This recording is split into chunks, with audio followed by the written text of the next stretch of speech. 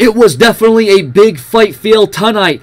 Arguably the biggest rematch in boxing history. Arguably Mayweather-Marcos 2. Now, the first fight these two guys had, it was compelling, it was intriguing, and it was close. This one was definitely physical, and there were traces where it looked like Marcos was going to take down Mayweather, but that fury came to an end because it turned into desperation and deliberation. Mayweather had him on the ropes for a majority of this contest. As the minutes went on, as the clock ticked down, there was a lot of desperation on the part of Marcos as he would resort to actually biting Floyd Money Mayweather. Now, I don't know why he did that, but once again, the urgency was there. It was getting very tense. There was shoves, there was pushes.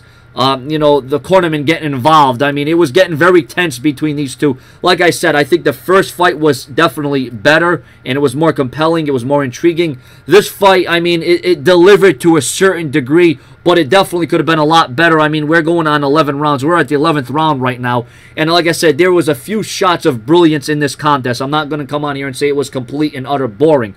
I mean, there were some highlights. But obviously, Floyd Money Mayweather, once again, proves why he is one of the all-time greats. And I'm saying this as it's going on live.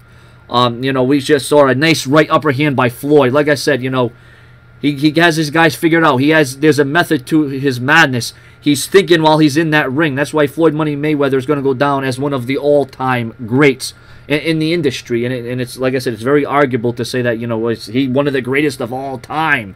When you talk about all the legends and all the people that have come before him. Like I said, in one of the biggest rematches, I definitely expected it to be a lot more competitive, especially going off of what we saw in, the first time these guys went around. But you know what? Sometimes the picture isn't always that clear, and you're expecting one thing, and then you get something completely different. Like I said, Marcos definitely proved that there was desperation and urgency setting in there, and he just couldn't figure out a way to maneuver his way around Mayweather, just like a lot of people can't figure out Mayweather from what he's going to do 1 minute to the next. Like I said, he's the thinking man's boxer. He's always one or two jabs or punches or knockouts ahead of you, and then out of nowhere he'll come at you. So I mean, I'm trying to just be as in depth and thorough with this fight as I can, because I'm following the live updates, the live results, and like I said, Marcos, I don't know if he thought he was overconfident going into this fight. Maybe he underestimated just how good Mayweather is. Like I said, I think what happened in this one is Marcos got a little bit overconfident, a little bit overzealous, and this is where Mayweather can come in and take the shots when needed.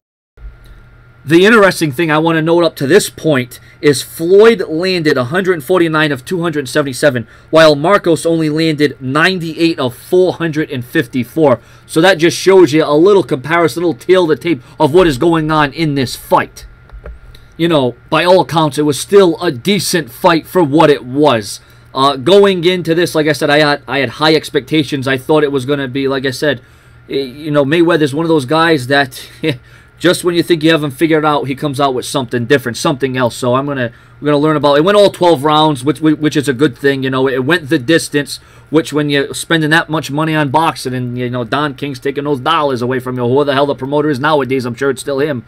You got to look out for what's going on, and you got to watch what you're spending. But at least when a fight goes all 12 rounds and these fighters give you exactly what they want and what you've expected from them, I mean, like I said, tonight it just seems like Mayweather was perhaps a few steps ahead of Marcos in this one. But we're about to find out the result of this, and I'm sorry I'm like all over the place. This is one of the first times I'm doing a big fight boxing review, so we're gonna get the official results here in just a few.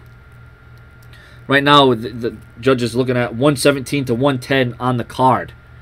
The last round being Marcos' round 10-9. Just getting the scores here, getting it finalized. This is live reaction, live results.